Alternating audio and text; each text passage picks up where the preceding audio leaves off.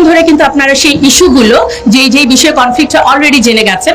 আমার এগুলো নিয়ে ব্যাখ্যা করার জন্য আমি আসলে দাঁড়াইনি। আমি এখানে দাঁড়িয়েছি এতক্ষণ ধরে যে ইস্যুগুলো আপনারা শুনলেন সেগুলোকে আমরা একসাথে করব। যেমন একটি গল্প আছে না, যে সেই 6 অন্ধ ব্যক্তি একটি হাতি দেখেছিল, তারা কিছু দেখতে পায় না। একজন যে হাতির দেহটি ধরেছিল সে বলেছিল যে হাতি হচ্ছে দেয়ালের মতো, আরেকজন লেজ ধরেছিল সে বলেছিল হাতি হচ্ছে দড়ির মতো, আর যিনি হাতির শুঁড়টি ধরেছিল সে বলেছিল বল্লমের মতো। তো আমরা এখন এই প্রতিটিকে আলাদা আলাদা ব্যাখ্যা না করে আমি সামগ্রিকভাবে অন্ধ না হয়ে চোখ খুলে এই সুপারিশগুলোকে একটু একসাথে করে আপনাদের কাছে উপস্থাপন করতে চাই।